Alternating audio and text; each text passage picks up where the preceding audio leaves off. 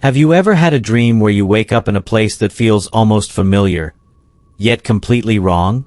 Imagine stepping through a doorway and suddenly finding yourself in an endless maze of yellowed wallpaper, buzzing fluorescent lights, and the faint scent of moldy carpet, with no way out. Welcome to Eerie Short and Scary Stories. Tonight, we explore the terrifying legend of the Backrooms, a place that might just exist beyond the thin veil of reality. I don't know how to explain what happened. One moment, I was in the office, reaching for the door to the supply closet. The next, I wasn't. There was no warning. No shift in the air. No strange feeling creeping up my spine. Just a blink. A breath. A fraction of a second where I expected my fingers to wrap around the cool metal of the doorknob. But they didn't. Instead, I was moving. Not falling exactly, but I could feel myself slipping, as if reality itself had lost its grip on me. The world didn't tilt, didn't spin. It just changed. The office, the familiar beige walls, the smell of stale coffee and cheap floor cleaner, all of it was gone. And then, I landed. The first thing I noticed was the light. A harsh, artificial yellow that hummed faintly above me. My eyes adjusted slowly, dragging in the endless expanse before me.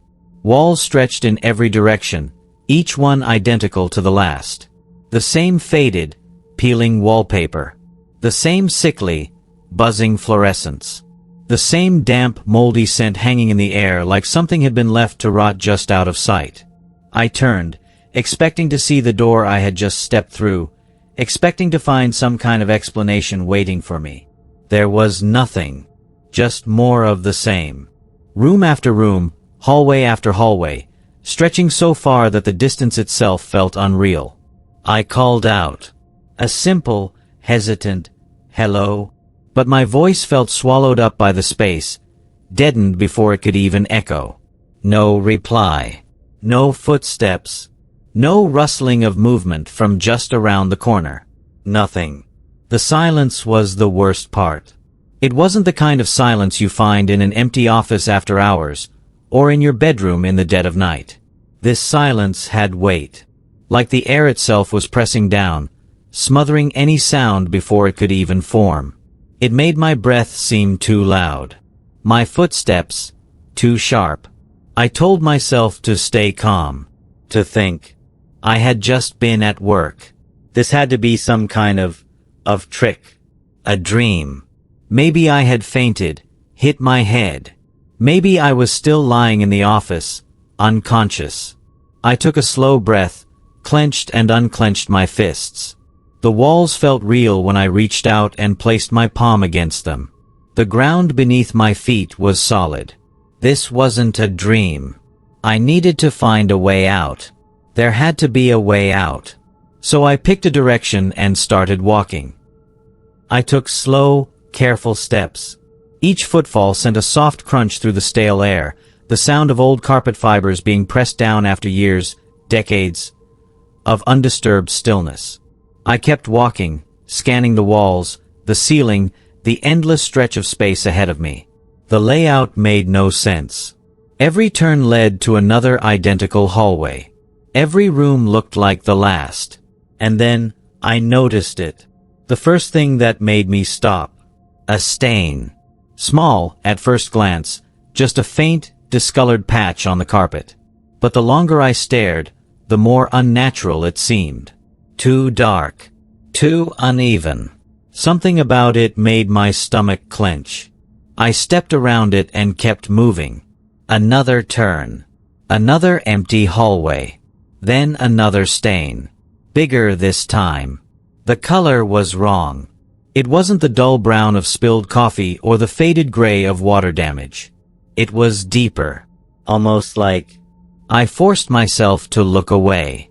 The walls were next. For a while, I thought they were normal.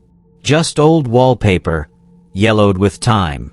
But the patterns, were they shifting? I could have sworn that when I turned my head, the designs had changed. The faded floral swirls didn't quite match what I remembered seeing a second before. I stopped, staring hard, trying to catch it in the act. Nothing moved. But the moment I turned away, I could feel it. A difference. Something just slightly off. I took a step back. Blinked. Took another. Still no doors. No windows. No way out. My breath came faster now, shallow and uneven. I told myself to focus, to keep moving. If there was a way in, there had to be a way out. There had to be. But then, the hallway stretched. It didn't happen gradually. 1 second, the end was within reach. The next, it was gone. Receding endlessly, like I had stepped onto a treadmill moving backward. My stomach lurched. I turned quickly, heart hammering, but the hallway behind me looked exactly the same. Had it always been this long? Or had something? A buzzing sound cut through the silence. Sharp. Electric. A single light bulb flickered overhead. The glow stuttered in and out, like it was trying to stay alive. The buzz grew louder as I stepped toward it, an almost angry noise that rattled in my skull. Then, a whisper. Soft. Faint. Just beyond hearing. I froze. It came from everywhere and nowhere, a thread of sound woven into the air itself. I turned slowly, scanning the walls, the ceiling, the corners where the light didn't quite reach. Nothing. Then, on the wall beside me, I saw it. Scratched deep into the peeling wallpaper. Letters carved with something sharp. Jagged. Uneven. A message. Don't run. The air pressed in. I took a step back, pulse thudding. My fingers curled into fists. Another message. Further down. The same frantic scratching. "IT hears you." A shiver ran through me. Another. Fainter. Almost buried beneath layers of old paper. "You are not alone." I swallowed hard. The buzzing light flickered once. Then, silence. A sound. Low. Deep. Dragging itself through the silence like something alive. I stopped breathing. It came from somewhere distant, but distance didn't mean safety. Not here. Here, sounds moved strangely. Echoed when they shouldn't. Disappeared when they should have lingered. It could be far. It could be close. It could be right behind me. I turned slowly, one foot shifting against the damp carpet. I couldn't tell if it was the air conditioner's hum that had shifted or if something else was breathing in the spaces between the walls. My ears strained, waiting for another sign, another noise, anything to tell me where it was. Silence. Too much silence. Then, movement. Not the kind that belonged to a person. Something flickered at the edge of my vision. A shape. A figure. Not quite in the light. Not quite in the dark. Its outline was wrong. Too many angles where there should have been smoothness. A body that didn't understand how bodies should work. It twitched. A single, stuttering motion, as if it had just remembered how to move. My throat burned with the need to scream, but I swallowed it down. Slowly, carefully, I stepped backward. My foot pressed into the damp fibers of the carpet, and squish. The sound barely registered, but it didn't have to. The figure snapped its head toward me. The way it moved, it shouldn't have been able to. There was no weight behind its shift, no transition, just a sudden, awful snap, as if a film reel had skipped forward and left a chunk of time missing. It was facing me now. The space where its eyes should have been was empty. Hollow. Yet somehow, I knew it could see me. My muscles locked. My mind screamed at my legs to move, but I couldn't. Then it took a step. Then another. The way it walked, no, not walked, twitched forward. Every motion broken, like it was testing its own limbs for the first time. Then it stopped. I could feel it waiting. Listening. I tried to stay still, but my breathing was too loud. My heartbeat slammed against my ribs, filling my ears with thick, heavy thuds. I pressed a hand over my mouth, swallowing back the shaking breath that threatened to spill out. It moved again. This time, fast. Too fast. The space between us collapsed in an instant. I ran. The space stretched and twisted around me, halls that should have led somewhere snapping shut like a maze, shifting its walls just to keep me inside. Every turn was wrong. Every path looped back to where I had already been. I should have hit a wall, an exit, something. Instead, I kept finding myself right where I started. I wasn't escaping. I was being played with. The sound behind me grew closer, a breath that wasn't quite a breath, something scraping against the walls as it moved. My lungs ached, my body screaming for rest, but stopping wasn't an option. Left. Right. Another left. Dead end. I spun, heart hammering, and took off in the other direction. The air felt heavier now, thick, pressing against my skin like it had weight. Like it knew I didn't belong here and wanted me to feel it. Then, something new. A door. The first one I had seen. It sat crooked in its frame, paint peeling along the edges, but it was there. Real. Solid. A way out. I didn't hesitate. My shoulders slammed into it, the force throwing me forward, sending me stumbling into the next room. And my stomach dropped. It was the same. Still endless. Still wrong. But darker. The humming lights were dimmer here, their glow swallowed by the walls before it could stretch too far. The air smelled off, like dust and something faintly metallic. The floor felt different under my feet. Softer, as if the carpet had been replaced with something that remembered every step taken on it. The door behind me was gone.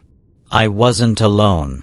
A weight pressed against my shoulder, cold, heavy. Not a hand. Not anything that should have been able to touch me. It gripped tighter. A sound filled my ears. Not a growl, not a voice, something deeper. Something that scraped against the inside of my skull like it had been waiting there the whole time. And, wait. Blinding. A flash that swallowed everything. I woke up on the floor. At first, I thought I had passed out. Maybe hit my head, maybe dreamed the whole thing. The rough fibers of my carpet scratched against my skin, familiar in a way that almost convinced me nothing had happened. My apartment stretched around me, quiet, still. But something was wrong. I could feel it before I even moved. A pressure in the air. A weight behind my eyes. My breathing felt too loud, too sharp, like the space around me was pressing in just a little too tightly. Then I heard it. That hum. The same droning buzz I thought I had left behind. It wasn't coming from anywhere specific, just lingering in the air, low and constant. I glanced up at the ceiling, at the old light fixture hanging there, but it was off. The entire apartment was dark. No glow from the kitchen, no faint blue light from the street filtering through the blinds. Just the hum. My stomach twisted. Slowly, I pushed myself up, my limbs sluggish like I had been underwater for too long. The walls looked the same. The furniture was where it should be. My keys sat on the counter where I had left them. Everything was exactly as it was supposed to be, but it didn't feel like mine anymore. I turned toward the hallway, toward the mirror hanging just outside my bathroom. And I saw it. A faint glow. Not around me, not in the room, but in my reflection. My pupils, once dark, flickered with a dim yellow sheen, so subtle it could have been a trick of the light. But there was no light. I stared.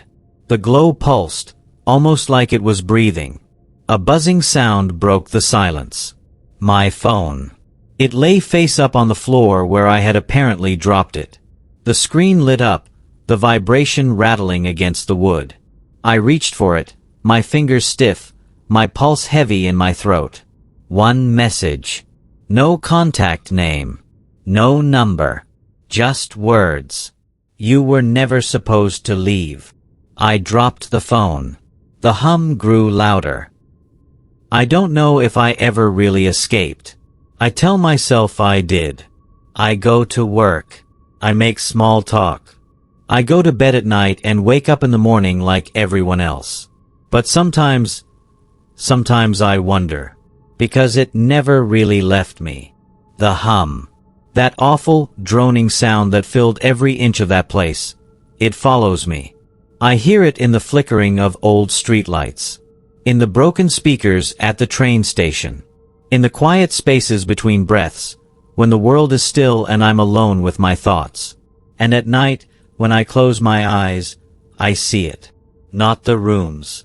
Not the endless hallways. Just a glimpse. A corner that seems too sharp.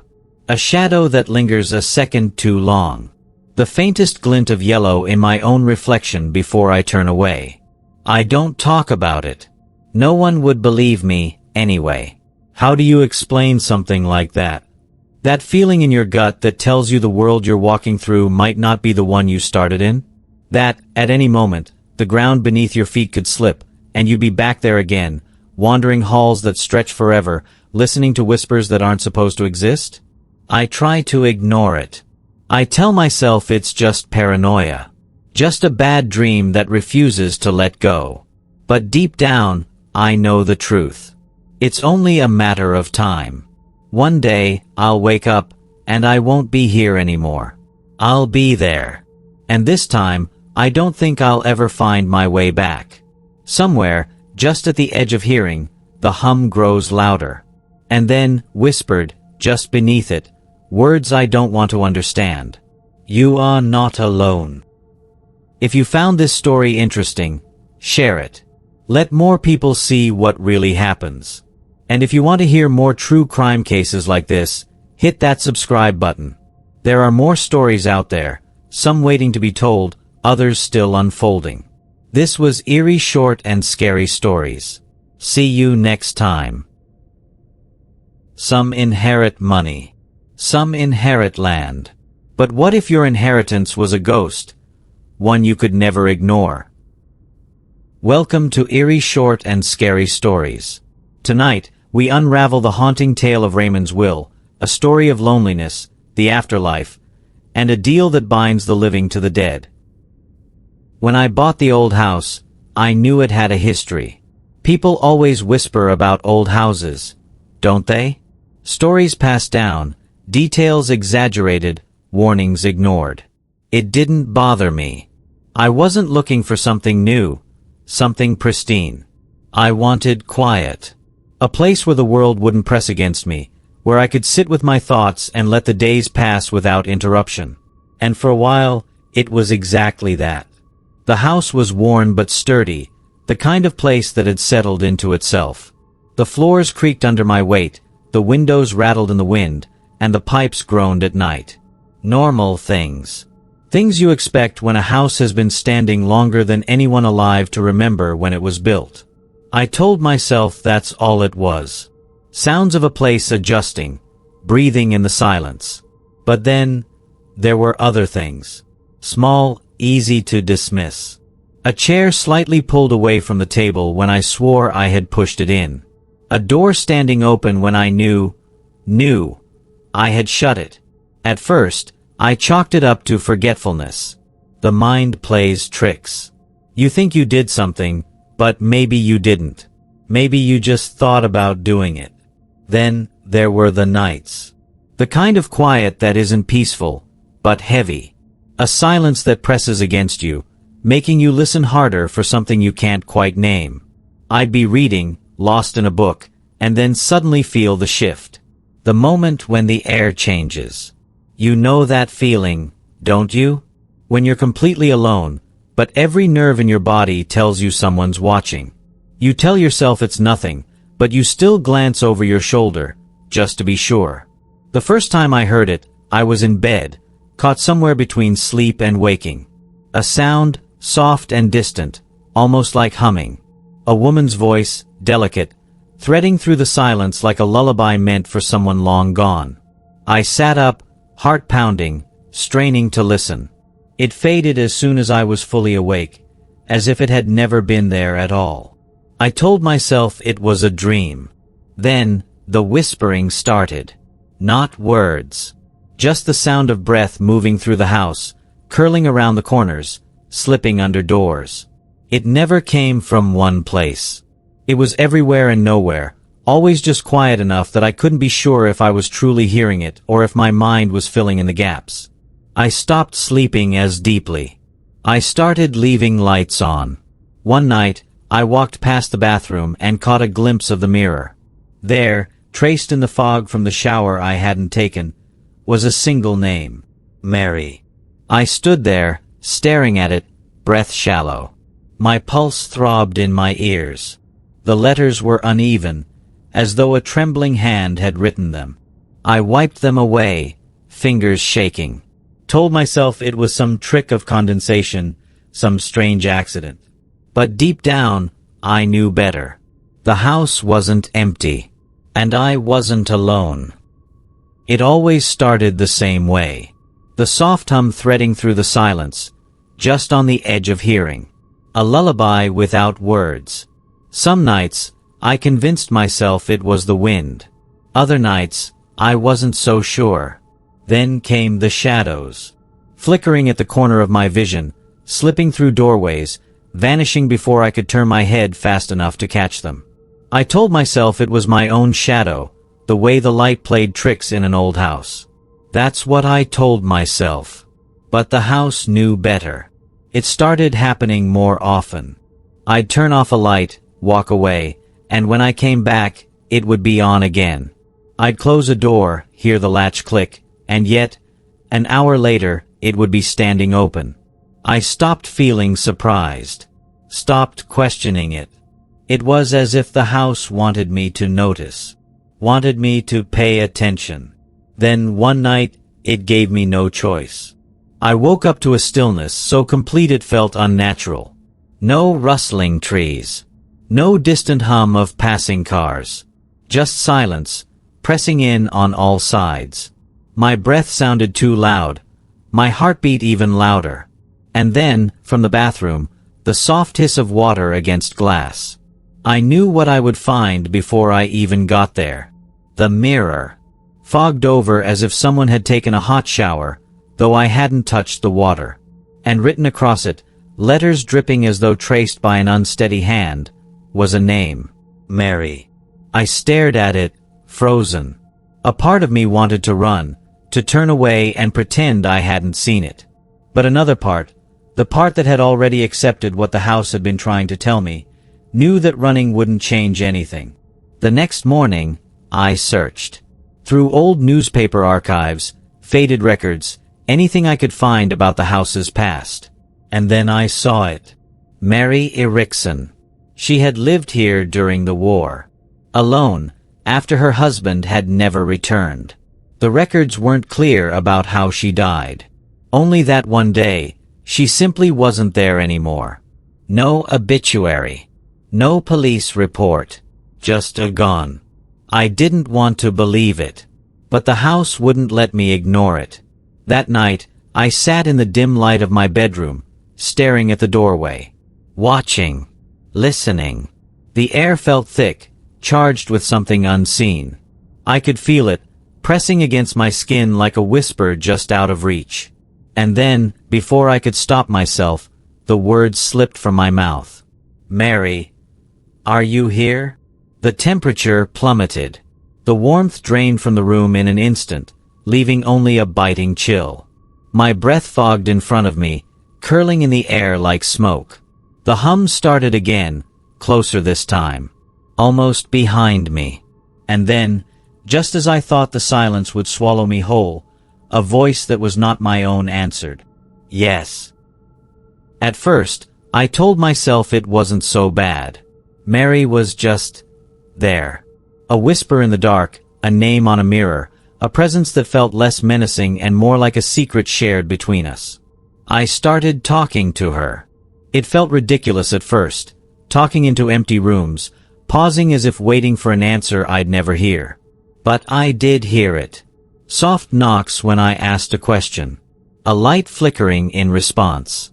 A cold spot shifting through the house like she was moving with me. It was strange, but I didn't feel afraid. If anything, I felt something I hadn't in a long time. I felt less alone. But then, she changed. The whispers started. At night, just as I was drifting off, I'd hear them, muffled, urgent, impossible to understand. I'd wake up gasping, sure that someone had just spoken in my ear. But I was alone. Then came the crying. Soft at first, a distant weeping that I almost convinced myself was in my head. But it got louder. Closer. Until I could hear it just outside my door. Until I could feel the sorrow pressing against me, thick and heavy in the air. I tried to ignore it. Pretended I couldn't hear the sobs that followed me from room to room. But the house knew better. The temperature dropped, colder than ever before. I could see my breath hanging in front of me, thick and white like smoke. Objects started falling. Books toppling from shelves, dishes slipping from the counter when no one was near them. A glass shattered at my feet one evening, sharp shards spinning across the floor. I barely avoided stepping on them. I started to wonder if I had made a mistake. One night, I woke up suddenly, my heart hammering for no reason. The room was quiet. Still. But something felt off. The kind of wrong that you don't see, but you know is there. I turned my head, slowly. And I saw it. A shadow, standing in the corner. Not moving. Not shifting with the light. Just standing. Watching. I held my breath, my pulse thudding in my ears. It didn't move. Didn't react. But I could feel it. Staring. Waiting. I blinked, and it was gone. The next morning, I almost convinced myself I had imagined it. Until I walked past the mirror in the hallway. I stopped. Stared. I was looking at my own reflection. But something wasn't right. My expression, my face, it wasn't mine. I wasn't smiling. But my reflection was. I stumbled back, a cold sweat breaking out over my skin. I refused to look at the mirror again. But the feeling didn't leave. The house was awake now. And it wasn't just watching. It was waiting. I was no longer living alone. I was living with the dead. I tried to leave. I swear I did. I packed a bag, grabbed my keys, and stepped outside, telling myself I just needed a few days away. Some air. Some distance. I walked to my car, unlocked the door, and got in. I remember the feel of the steering wheel beneath my hands, cold and firm. I remember the way the headlights cut through the night as I pulled out of the driveway. And then, nothing. No memory of the road. No sense of time passing. I woke up in my bed. The bag I had packed was sitting by the door, untouched. My keys were back on the counter. My shoes, still damp from the rain, sat neatly beside the bed. As if I had never left. As if I had never been allowed to. Panic set in. I scrambled out of bed, rushed to the front door, and threw it open. The world outside was still there. The street, the trees, the sky stretching out beyond the house. But it felt unreachable. No matter how much I wanted to run, my body wouldn't let me. My legs wouldn't move past the threshold. It was as if something held me in place, whispering without words, reminding me where I belonged. She didn't want me to go. Mary had made her choice. And now, I had to make mine. I sat at the kitchen table, staring at the blank sheet of paper in front of me. My hands trembled as I picked up the pen. If I was never going to leave, if my time was running out, then I had to make sure someone else would come. I wrote my will. Not the usual kind. Not the kind that divides up belongings, leaves money to family members. No. This was something else entirely. A promise. A warning. Whoever takes this house must understand. You are not alone. You never will be. You must speak her name. You must acknowledge her presence. If you ignore her, if you pretend she isn't there, she will remind you. And it will not be kind. This is my last wish. My final plea. Do not abandon her, as the world once did. Live here, and let her stay. The house sat empty for a long time. Years passed, the walls settling into silence, the dust gathering where footsteps once fell. But silence never lasts in a place like this. When the letter arrived, informing a distant relative of their inheritance, they barely glanced at it. An old house. Some forgotten family property. It meant nothing to them. They had never met Raymond, never even heard of him. The words in his will, those strange, unsettling warnings, were brushed off with a laugh. Ghosts don't exist, they said. The first night, they ignored the cold spots, wrapping themselves in a blanket and dismissing the shivers as nothing more than a draft. The second night, they heard footsteps in the hallway, soft but deliberate, moving just outside their bedroom door. They told themselves it was the house settling, the way old places tend to creak and groan. The third night, they stopped trying to explain. They woke to a presence behind them. A weight in the darkness. A breath, warm and unmistakable, against their ear. And then, a whisper. So close. So quiet. Yet filled with something that made their entire body lock in place. You ignored me. The house never kept its owners for long. Each new occupant arrived with skepticism, laughing at the stories, dismissing the warnings, convinced they would be the one to break the cycle. And each one left the same way.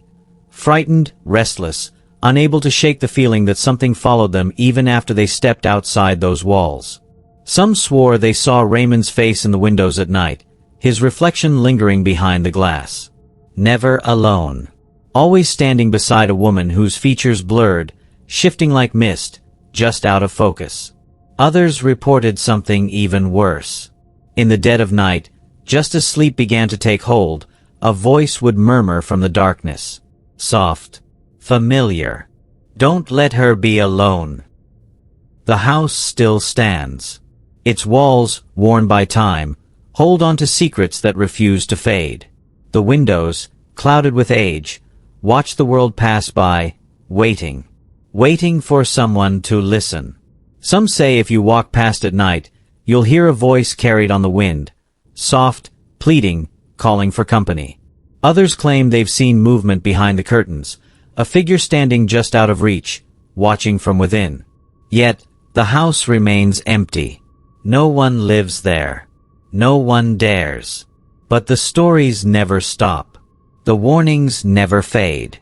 They pass from one whisper to another, a cautionary tale for those who think the past can be forgotten. And every so often, an old house is left behind, a property handed down with a simple request. A name carved into history. A presence lingering in the walls. If you ever find yourself inheriting such a place, if the letter arrives with words that ask for something more than just ownership, ask yourself, is it worth ignoring the dead? Because some voices don't fade. Some hands still reach. And if you listen closely, in the quiet of the night, when the world feels just a little too still, you might hear the faintest whisper. Stay with me. If you found this story interesting, share it. Let more people see what really happens. And if you want to hear more true crime cases like this, hit that subscribe button. There are more stories out there, some waiting to be told, others still unfolding. This was Eerie Short and Scary Stories. See you next time. I used to think the worst thing in life was losing something you loved. I was wrong. The worst thing is losing something and not even knowing what it was. 3 nights ago, I ran from something I should have never seen. And ever since, he's been coming back. Waiting outside my door. Leaving pieces behind. And the worst part? I think he already took something from me. I just don't know what. Welcome to Eerie Short and Scary Stories. I worked in a factory in London, the kind of place where the air sat thick with grease and metal dust, where men wore the same tired expressions day after day. It wasn't much of a life, but it was what I had. What I was building for Gwen and me. Gwen stayed in Godstone, in the little house her parents left her. It wasn't far, just a few hours' journey, but the distance felt like an ocean. I visited when I could, once a month if I was lucky, twice if the foreman wasn't watching too closely when I slipped out early. Then the stories started. They came in quiet whispers at first, over pints in dimly lit pubs, in the cautious voices of men who spoke as if they feared being overheard. They called him the Rag and Bone Man, a collector of sorts. People said he roamed the countryside at night, a towering figure draped in layers of patched fabric, moving with a slow, deliberate gait. No one saw his face, not really. Those who got close enough to describe him never quite agreed on what they saw. Some said his skin looked like stretched leather, others swore it was more like cloth, sewn together in strange, jagged patterns. But it was the victims that made my stomach turn. Bodies left behind in fields and alleys, slashed open, not just stabbed, not just killed, but altered. Pieces missing. Small bones, fingers, ribs, sometimes just a single vertebra plucked clean from the spine. And those who survived, well, they weren't quite the same after. No one could say what he really took from them. Only that they weren't whole anymore. I laughed when I first heard it. Another old wives' tale. Another bit of folklore meant to keep children from wandering too far into the woods at night. I'd grown up hearing stories like that, things that lurked in the dark, things that waited just beyond the edges of lantern light. But this was different. It wasn't just one story. It was everywhere. A new name spoken in fearful tones in every village I passed through. The same warnings repeated by people who had never met. Then, one night, I heard the name whispered in Godstone. That was when the fear took hold. That was when I stopped laughing. Because Gwen was alone in that house. And I wasn't there to keep her safe. It started with the papers. Thin, crinkled pages smudged with ink, folded hastily and discarded on train seats, left on bar counters, tucked under the arms of men who read with furrowed brows and murmured to themselves. I never paid much attention to the news, too full of politics, scandals, things that didn't concern me. But this was different. This wasn't a war overseas or another tax on men like me. This was happening here. The headlines caught my eye first. Bodies found in Surrey woodlands. Mysterious mutilations in Sussex. A collector among us? The words themselves might not have meant much on their own, but the details beneath them made my stomach lurch. Every victim was found with bones missing. Not whole limbs, not the usual brutality of a common murder. No, these were small, delicate extractions. The metacarpals from a hand, the fibula from a leg, the vertebrae from the base of a neck. Taken with surgical precision, as if the killer had been picking out choice pieces like a butcher at a market. And their clothes, torn, yes, but not in the way you'd expect from a struggle. The cuts were too clean, too deliberate, patterned in ways no one could explain. The police reports never used the word, but the papers did. Ritualistic. I swallowed hard, folded the newspaper, and tried to forget it. But then I saw the name. Godstone. It was buried in the middle of an article, barely a mention. The latest victim, a farmhand, had been found not far from town. Just a few miles from where Gwen slept alone in that house. Miles from anyone who could help her if she screamed. I left work without clocking out. The foreman shouted after me, but I didn't stop. My hands trembled as I packed my things, as I shoved what little money I had into my pocket. I told myself I was overreacting. I told myself it was just a story. But the fear was already there, thick and choking, whispering a truth I didn't want to face. I had to get back to her, before it was too late. The train ride stretched on longer than I remembered, each mile dragging beneath the weight of something I couldn't name. The cold gnawed at my fingers, slipping through the gaps in the rattling windows, but it wasn't just the weather. There was something else. Something pressing against my chest like a hand I couldn't see. When I stepped onto the platform, Godstone was wrong. It was all still there, the narrow streets, the clustered cottages, the damp air carrying the scent of distant wood smoke, but it felt hollow. Like someone had scooped out its insides and left the skin behind. The streets were empty. No lamps glowed in windows, no voices carried through the cold. Even the pub, always lively no matter the hour, was shut tight. I kept walking. Halfway up the hill, I saw him.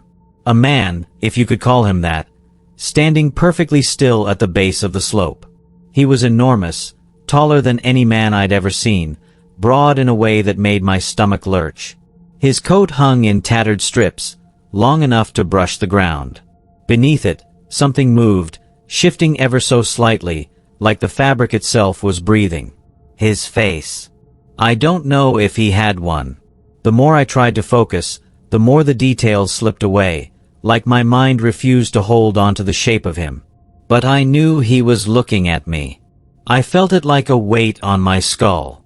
A gust of wind rattled through the trees. The silence swallowed it whole. I should have turned around.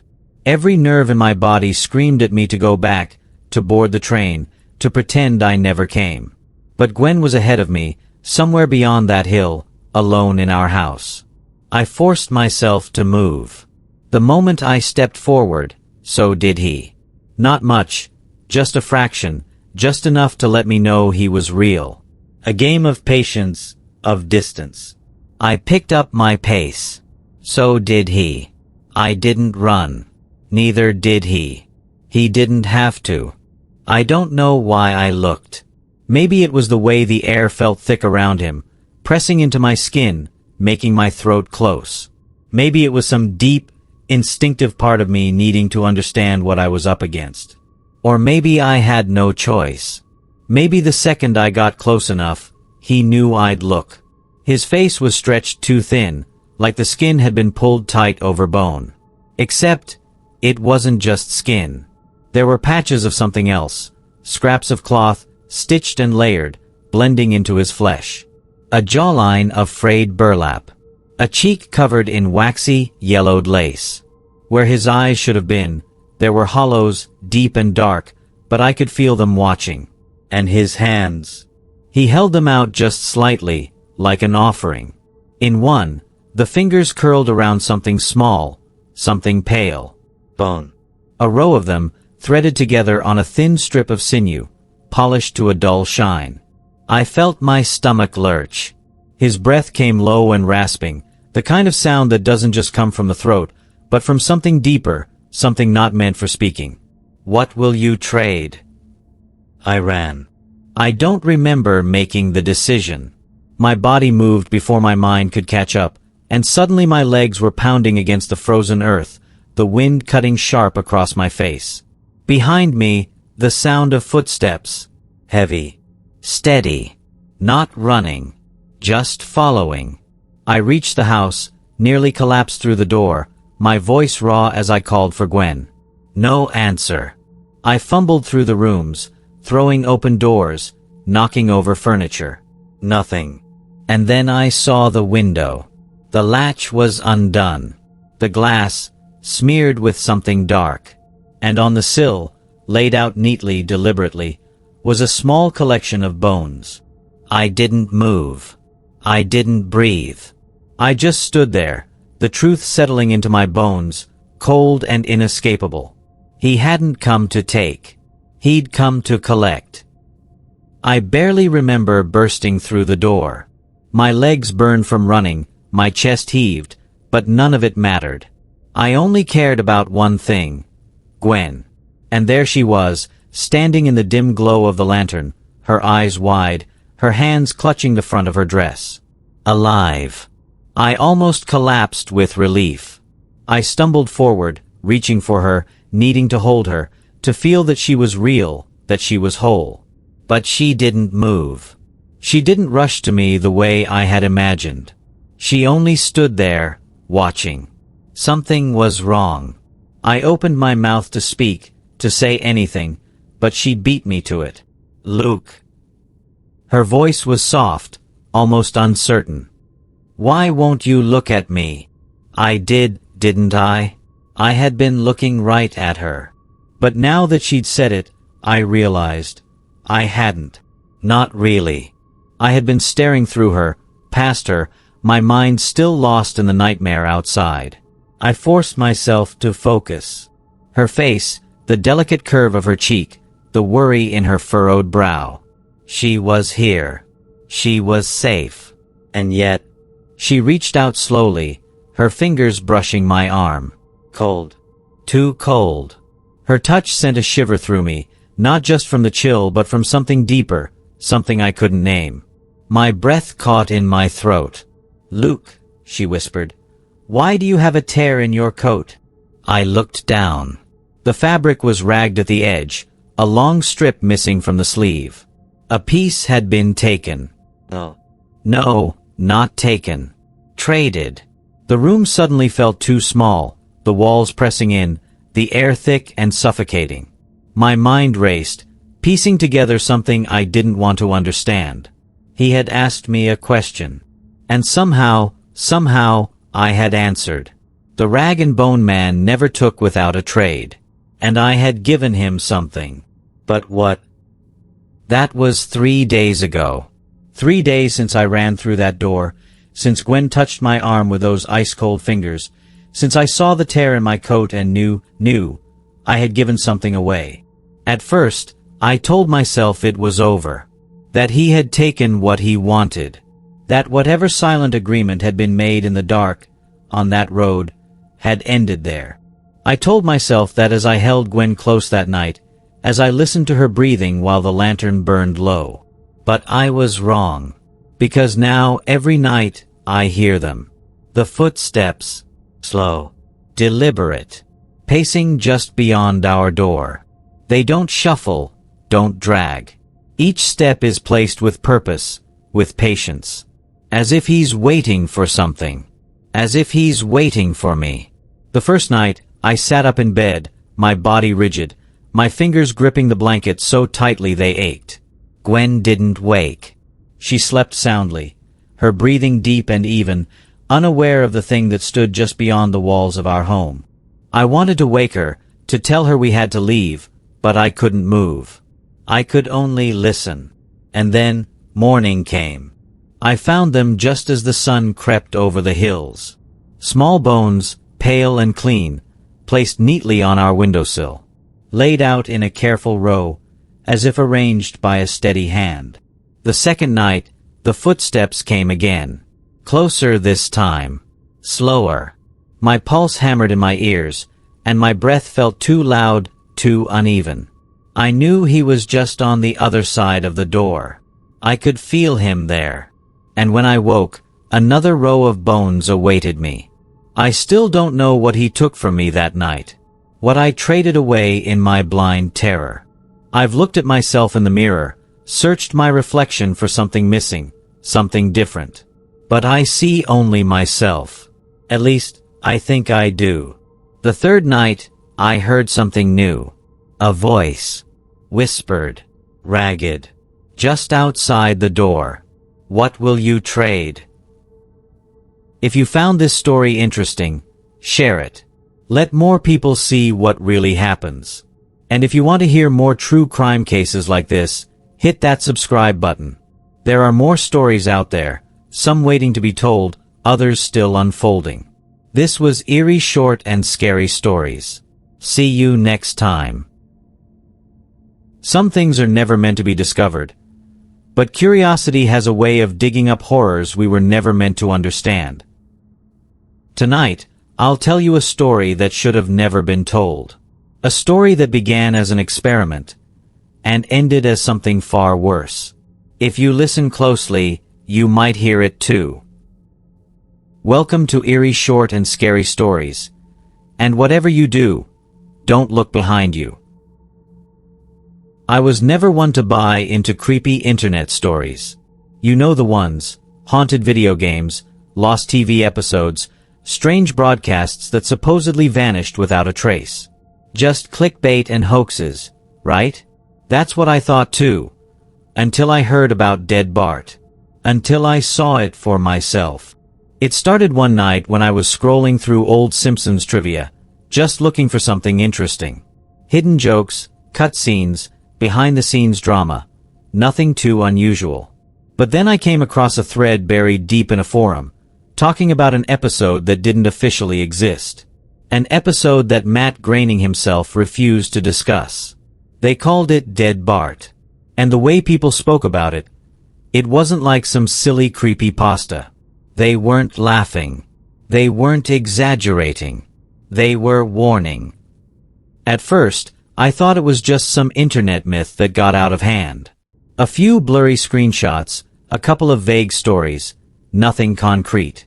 But the deeper I read, the more uneasy I felt. People described the episode as wrong. Not just disturbing, but fundamentally broken. Like it was never meant to be seen.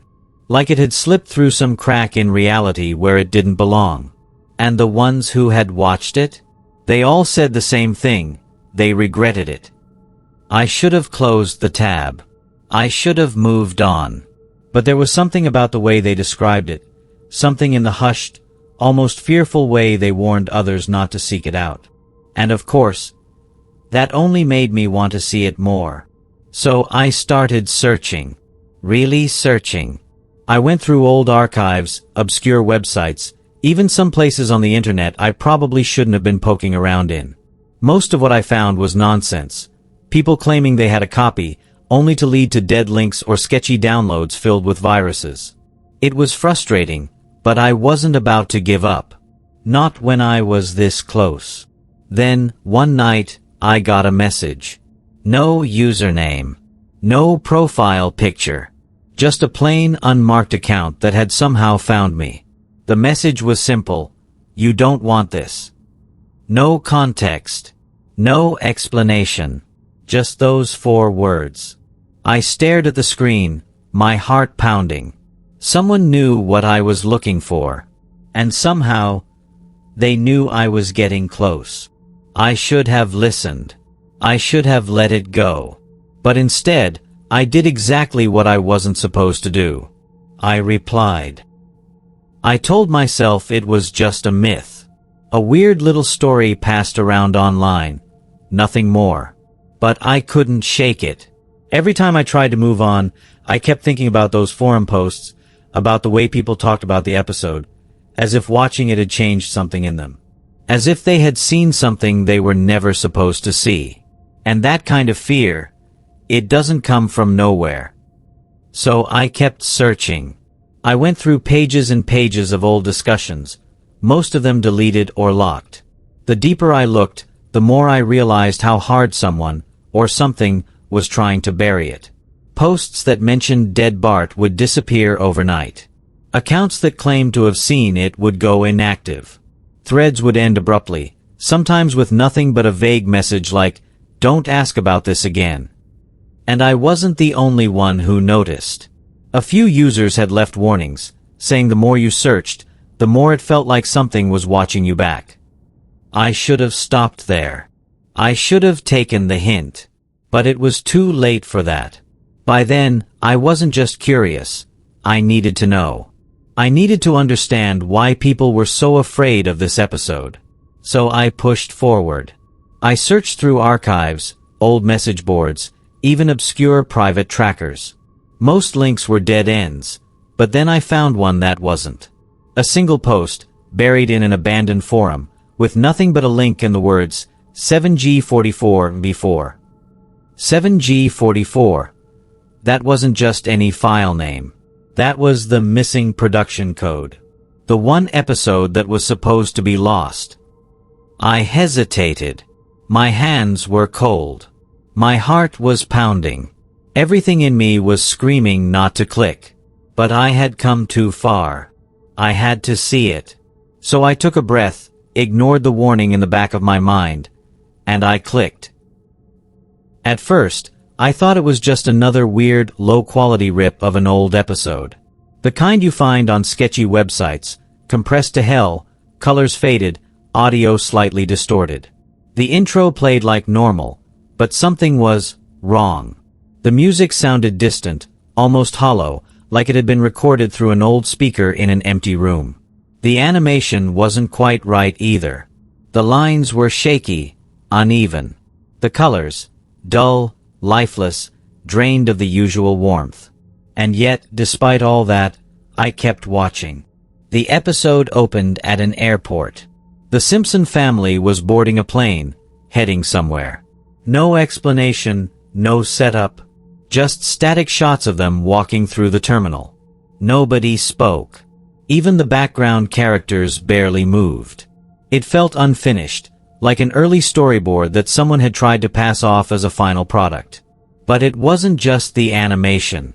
It was the silence. No music, no background chatter, just the occasional muffled footstep or distorted crackle of an intercom. It made my skin crawl, but I couldn't stop. Then, the plane took off.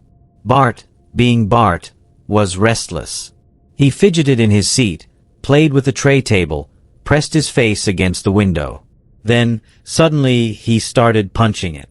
Light at first like a joke. Then harder. And harder. The animation here was different. Hyper-realistic, almost unsettlingly so. The reflection in the glass was too detailed, the sound of his fist hitting it too sharp. And then, without warning, the window shattered. The change was instant. The cabin depressurized. Everything blurred as objects flew past the screen. The camera angle shifted to an almost first-person perspective, shaky and disorienting. There was no screaming, no music, just the deafening rush of wind as Bart was sucked out of the plane. His small body twisted, flailed, tumbled downward. The sky darkened. His expression, pure terror. It wasn't cartoonish. It wasn't exaggerated. It looked real. Too real. Then, just as he was about to hit the ground, black screen. Silence. No transition, no fade out. Just pure, crushing silence. Then, the next scene. The Simpson family, sitting at their dinner table. But they weren't eating. They weren't speaking. They just sat there, staring at their plates. Their eyes, empty. Hollow. Sunken. Marge's face was pale, almost gray. Homer's expression was blank, his mouth slightly open, as if he had forgotten how to speak. Lisa's hands trembled. Maggie's pacifier wasn't moving. They sat like that for what felt like forever. I checked the time. It had only been a minute. It felt like an hour. And then the screen flickered. Static. And when the image returned, they were in a cemetery. Rows and rows of graves stretched into the distance, the sky above them a sickly shade of red.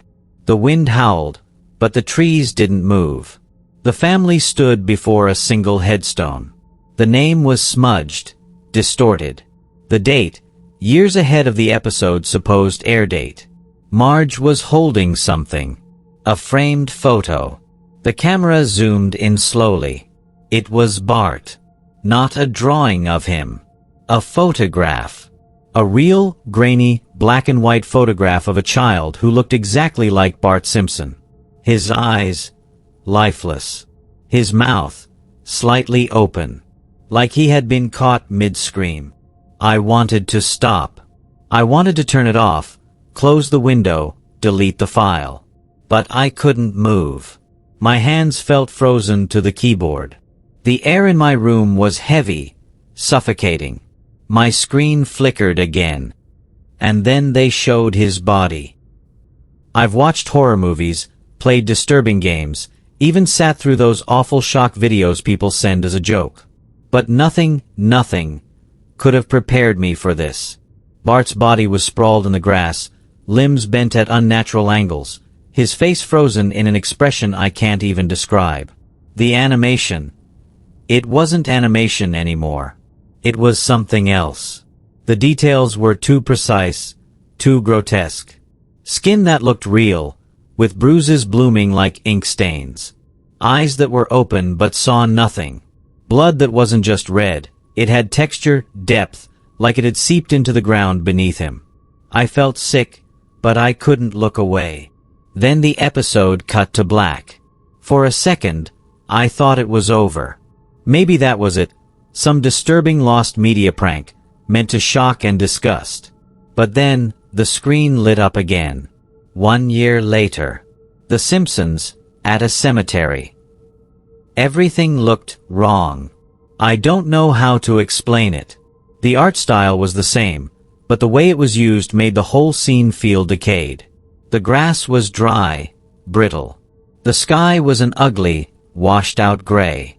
The trees were bare, twisted, like they had been sketched in with shaking hands. The gravestones weren't clean and simple like they usually were in the show. They were cracked, covered in filth, some leaning at odd angles as if they had been abandoned for years. And the family, they looked worse than before. Sunken faces, hollow eyes, moving as if they were being dragged through the scene rather than animated. They stood in front of Bart's grave.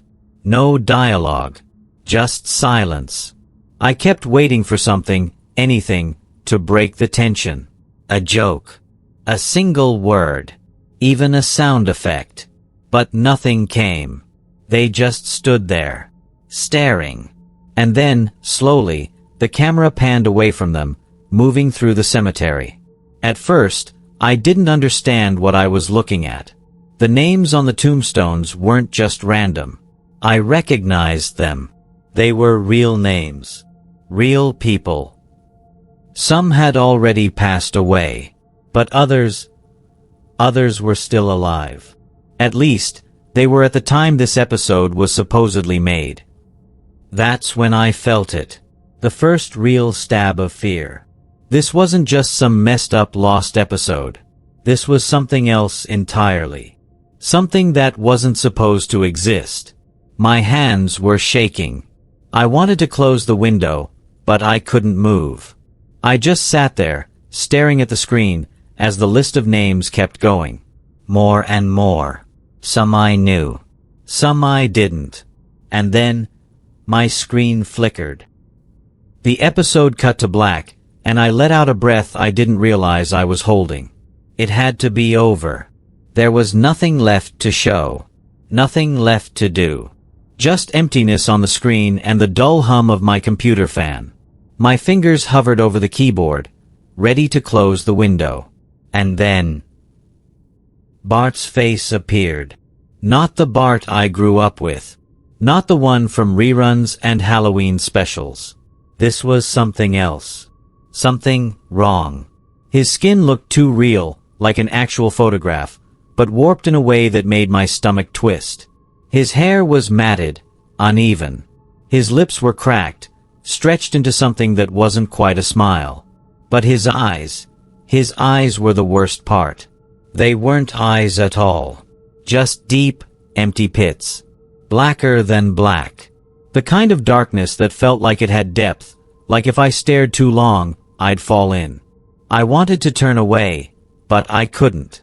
I was frozen. Then my speakers crackled. A sharp, static hiss that made my whole body tense. And underneath it, a voice. A whisper, low and rasping, like it had traveled through layers of distortion just to reach me. It was Bart's voice, but older. Wrong. And it said 2 words. See you soon. The screen flashed. My monitor flickered once, twice, and then, nothing. My computer shut off completely. No warning. Just instant darkness. The kind that makes you realize how alone you are in the room. I sat there, staring at my reflection in the blank screen, my heartbeat hammering in my ears. I don't know how long I stayed like that.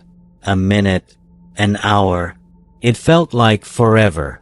When I finally found the courage to move, my hands were trembling.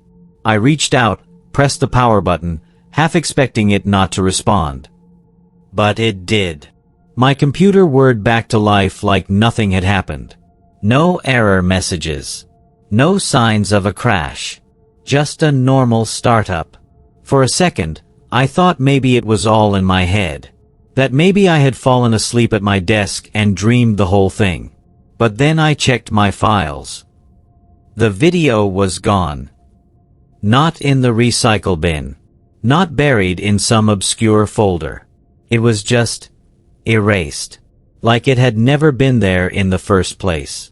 My search history, my downloads, every trace of it was wiped clean. If someone else had been watching, they'd think I was lying. That there was never a dead Bart episode. Never a file named 7G44.mp4. Never anything at all. But I know what I saw. I know what I heard. And worst of all, I know it saw me too. I spent hours searching. Days. Maybe even weeks. It consumed me. Every time I sat in front of my screen, I found myself digging through old forums, archived pages, anything that might prove I hadn't imagined it. But every trace of the episode was gone. The threads where people had talked about dead Bart vanished. Any mentions of 7G44? Scrubbed clean. Even the forum itself, the one where I first found the link, had been shut down. No explanation. No warning. Just gone. At first, I told myself it was a coincidence. Maybe an old site finally going offline. Maybe some administrator deciding to clean house. But deep down, I knew better. Something didn't want that episode to be found. And worse, it didn't want anyone talking about it. I tried to move on. Tried to forget. But how do you forget something that doesn't feel like a memory? It felt real. Like something had reached through my screen and left a mark I couldn't see, but could feel. I stopped watching The Simpsons. Even flipping past it on TV made my stomach turn. Every time I saw Bart's face, the real Bart, the one everyone else knew, I felt that thing staring back at me. Like it was waiting. Then, weeks later, I found the email. It was buried in my spam folder, sitting there like it had been waiting for me to open it. No subject line. No sender. Just a blank message with 2 words in the center of the screen. 7G44 lives. I don't know why, but my hands went cold.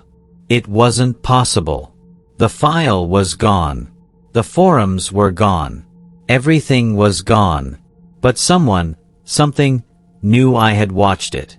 And they wanted me to know it wasn't over. I deleted the email. Closed my laptop.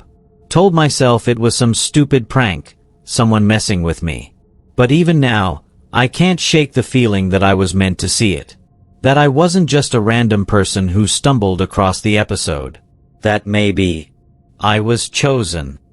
I still see Bart's face in my dreams. Sometimes, it's just a flash, his empty eyes, his twisted smile.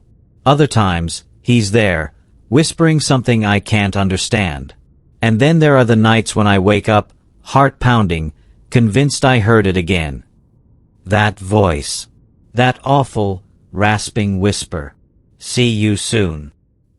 Maybe it was all in my head.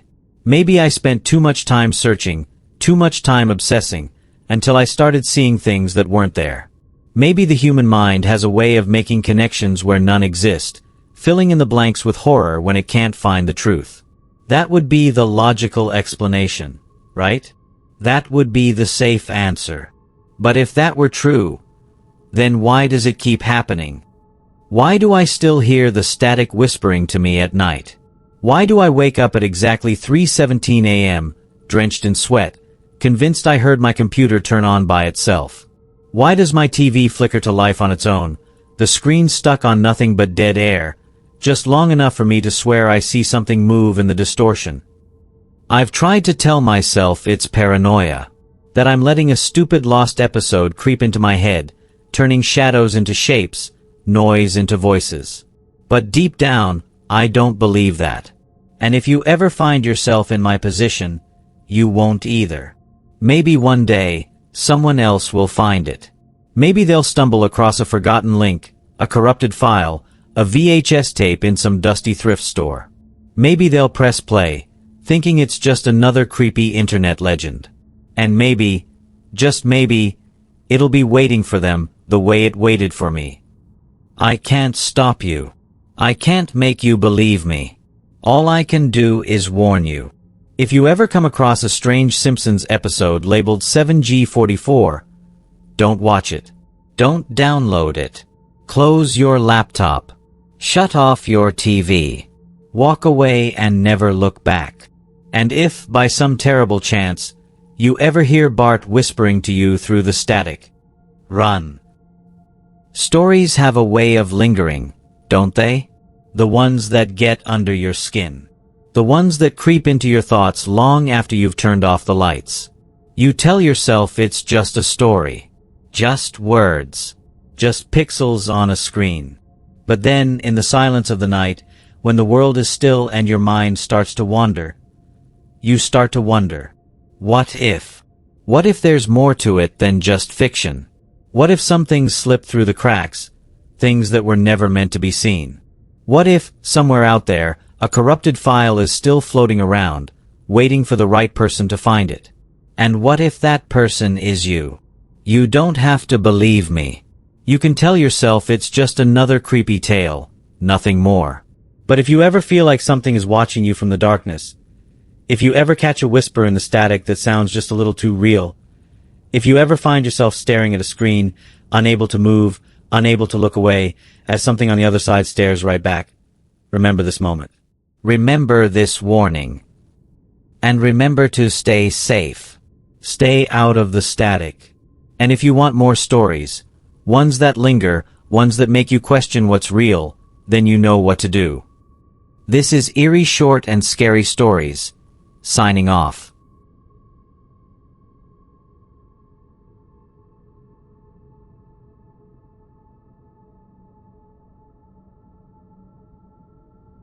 It always starts the same way. A knock at the door. Gentle. Almost polite. But no matter how long you wait, it never stops. You tell yourself it's just the wind. A stray animal. A neighbor in need. But deep down, you know better. Because if you open that door, you won't be the one to walk away. Welcome to Eerie Short and Scary Stories, the place where nightmares take shape and the shadows whisper secrets you were never meant to hear. Tonight, we bring you a tale that will make you think twice before answering that late-night knock. A story called Don't Let Them In. Growing up, it was always just me, my sister Annie, and our mother. When she was sober, she was fun. One of those moms who decide out of nowhere that we should have a picnic in the living room or go to the beach in the middle of winter, just to see the waves. She'd wake us up at 3 a.m. to make pancakes, giggling as she flipped them, syrup dripping from her fingers. Those moments were rare, but when they came, they felt like magic. Like we were normal. Like we were safe. But when she drank, she vanished. Sometimes, it was for days. Sometimes, it was just long enough for us to wonder if she'd ever been there at all. The house would grow quiet in a way that wasn't peaceful. It was the kind of silence that pressed against your ears, made you hyper-aware of every creak, every shift in the walls. The only sounds left were the drip of the kitchen faucet, the groan of old pipes in the night, and the wind rattling the loose panes of glass in our bedroom window. Annie was the one who kept things together. She was older by 3 years, but it may as well have been a lifetime. She cooked, she cleaned, she made sure I got to school, even if she had to miss it herself. She was more of a mother than Mom ever was, and even though she was just a kid too, I trusted her more than anyone. If Annie said something was true, then it was. If she told me to do something, I did it. And she told me, over and over, never to answer the door at night. At first, I didn't understand. I thought she meant because of strangers, like the ones we learned about in school. The bad people. The ones Mom warned us about when she was sober enough to pretend she cared. But Annie wasn't scared of strangers. She was scared of something else. I remember the first time I really noticed it. The knocking. It was soft, almost polite. 3 taps. Then a pause. Then 3 more. It was so quiet that I thought I might have imagined it. I had been lying in bed, half asleep, my body heavy with that warm, drowsy feeling just before dreams take over. I might have ignored it entirely if Annie hadn't suddenly been there, standing in the doorway to my room, her face pale in the moonlight. "Don't answer it," she whispered.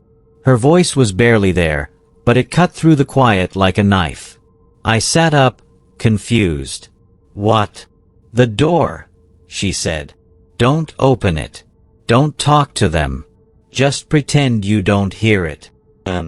Not him or her. I wanted to ask who she meant, but there was something in her face. Something tight, something almost afraid. I had never seen Annie afraid before. She was the strong one. The brave one. So I didn't ask. I just nodded and pulled the blanket up to my chin. The knocking came again. A little louder this time. Annie flinched. Not much, but enough for me to see it. She crossed the room in 2 quick steps and yanked the covers up over my head. "Go to sleep," she ordered. "No matter what you hear, just stay quiet." "Okay." I mumbled something. Maybe a yes, maybe nothing at all. Then I listened as she walked back to the door, pulling it shut behind her. I heard the soft click of the lock turning, then the faint sound of her footsteps retreating down the hall. I didn't sleep. The knocking kept going. Steady. Rhythmic. Always 3 knocks. Then silence. Then 3 more. And then, a voice. It wasn't loud. It wasn't angry. It was just wrong. "Please." It said, barely more than a whisper. "I'm lost. I need help." I squeezed my eyes shut. Annie had told me to ignore it, so I did. I forced myself to breathe slowly, to stay still, to pretend I wasn't awake. The voice came again, closer this time. "Please. It's so cold out here. Just let me in." Something in my chest twisted. It sounded so sad. So small. It didn't sound like a bad person. It sounded like a kid, maybe my age. Maybe younger. I almost answered. I almost pushed back the blankets and crept to the door. Almost. But then I heard Annie's voice again, sharp and low. Not from the hall this time. From right outside my bedroom door. There lying. And just like that, the spell was broken. I stayed in bed, stiff as a corpse, while the knocking went on for what felt like forever. It never got louder, never more desperate. Just the same 3 knocks. Over and over and over. Then, as suddenly as it had started, it stopped. I waited. I don't know how long. I kept my ears open for any sound, any clue that it was safe. Then, just when I started to relax, just when I started to believe that it was finally over, something scraped against my bedroom door. A slow, deliberate drag of nails against the wood. I bit my lip so hard I tasted blood. The thing outside shifted. Breathed. Then, it whispered my name. I don't remember falling asleep. I don't even know if I did. All I know is that when I opened my eyes, the room was bathed in early morning light, and the house was still. Annie was asleep in her bed across from mine, curled up under her blanket like nothing had happened. For a moment, I let myself believe that maybe nothing had happened. Then I saw the door. The scratches were still there. And when I looked at Annie, really looked at her, I saw her hand curled into a tight fist against her chest. Like she had been gripping something all night. And she had. In the dim morning light, I could just make out the shape of the key to the front door. She had slept with it clutched in her hand. And that was the moment I knew, without a doubt, that whatever had been knocking last night, it hadn't been human. The first time it happened, I thought I had imagined it. It was late, well past midnight, and the house had settled into that strange, heavy quiet that only comes when the world outside is fast asleep. I was lying in bed, caught in that hazy space between dreams and waking, when I heard it. A knock. Soft. Deliberate. 3 taps against the front door. I lay there, unmoving, listening. Maybe I had dreamed it. Maybe it was just the house shifting, the old wooden frame settling against the wind. That's what I told myself. Then it came again. 3 knocks. A pause. 3 more. I turned my head toward the bedroom door, expecting to see Annie still asleep across the room. But she wasn't. She was standing in the doorway, backlit by the dim glow of the hall light. Her face was pale, her hands clenched into fists at her sides. "Don't answer it," she whispered. I sat up, confused, the last bits of sleep slipping away. "What?" She took a step into the room, her bare feet making no sound against the floor. "Whatever you do," she said again, "don't open the door. Don't let them in." Her voice was steady, but there was something in her eyes, something I had never seen before. Annie wasn't the type to scare easily. She wasn't the type to whisper warnings in the dark. Something was wrong. The knocking came again, a little louder this time. Annie flinched. I felt a chill crawl up my spine. Then, from the other side of the door, a voice. "Please." It was soft. Almost too soft. A child's voice, maybe. A little girl. She sounded lost. She sounded cold. "I need help," the voice said. My throat tightened. I felt my fingers twitch against the blanket. Every instinct told me to get up, to check, to do something. Annie shook her head sharply. "They're lying," she whispered. I swallowed. "Who?" She cut me off with a look. Then, the door handle turned. It wasn't frantic. It wasn't loud. Just a slow, careful twist. Testing. Annie sucked in a breath and grabbed my wrist, her grip ice cold. I barely breathed.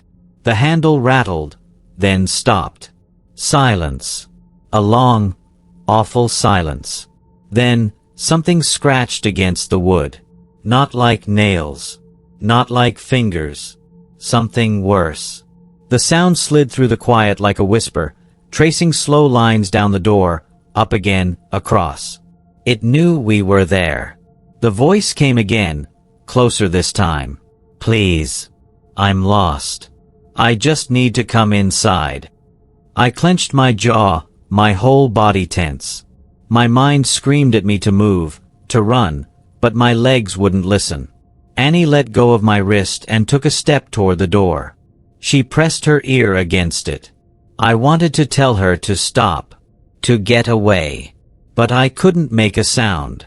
She stood there for what felt like forever, listening. Then, finally, she turned back to me. Her face was blank, pale. "They don't have feet," she whispered. My stomach dropped. I didn't understand. Not at first. Then I realized, no footsteps. No shuffle of shoes against the porch. No weight shifting on the old wooden planks. Whoever, whatever, was outside wasn't standing. The scratching sound started again. Higher up this time. Near the top of the door. Then, just above it. Like something was climbing. Annie grabbed my hand and squeezed hard. "Don't listen," she whispered. "Don't answer. And whatever happens."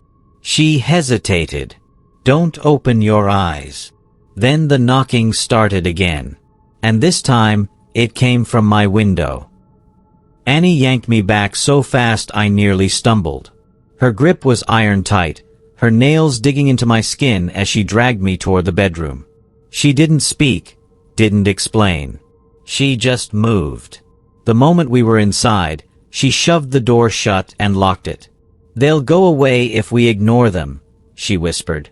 But they didn't. The knocking started again. Not soft, not pleading like before. Harder. Heavier. Boom, boom, boom. The door frame rattled. The walls trembled. And then the voice came again. "Please." It wasn't the same this time. It was layered, stretched, like a recording played at the wrong speed. Too deep. Too wrong. I'm lost. Annie squeezed my wrist so tightly I winced. I turned to look at her, but she wasn't looking at me. Her eyes were locked on the door, wide and filled with something I had never seen before. Terror. "I need help." Something scraped against the wood. Slow. Deliberate. Not fingernails. Something else. "I'm cold." I felt my throat tighten. I wanted to move, to breathe, but I couldn't. I almost answered. Almost. The words were right there, pressing against my teeth. But Annie shook her head. She didn't speak, didn't whisper. She just mouthed the words. They're lying. Then, the door handle twisted. I held my breath. It turned slowly, carefully, like whoever whatever was on the other side wanted to be quiet. Wanted to be careful. Then it stopped. Silence. A long, stretching silence. And then, the sound of nails dragging across the floor outside. Something heavy shifting. Moving. Crawling. I felt my pulse hammer against my ribs. Too fast, too loud. Annie pulled me back, away from the door, as the dragging sound slithered closer. Then I saw them. The shadows. Not just one. Not just two. Many. Long, thin fingers of blackness stretching under the door, curling, reaching. And then, a bang. Loud. Violent. The whole door shook like something had thrown itself against it. Annie gasped. My stomach twisted. Another bang. Harder. Closer. The voice came again. I'm cold. But now, it wasn't coming from the door. It was coming from the window. It went on for what felt like forever. Maybe minutes. Maybe hours. I don't know. Time had lost all meaning. Annie held me, her arms wrapped so tightly around my shoulders I could feel her heartbeat against my back. We didn't move. We didn't breathe. We just listened. The knocking. The scraping. The whispers that slithered through the cracks in the walls. And then, silence. No slow fade. No retreating footsteps. Just nothing. At first, I thought it was over. I wanted to believe it was over. But the silence wasn't right. It wasn't the kind that came with safety, with relief. It was the kind that waited. Watched. And then I realized. The whispering hadn't stopped. It had moved. The sound wasn't coming from the hallway anymore. It was inside the room. I couldn't move. I couldn't think. Every part of me screamed to stay still, to shut my eyes, to pretend I couldn't hear it. But I could. Soft.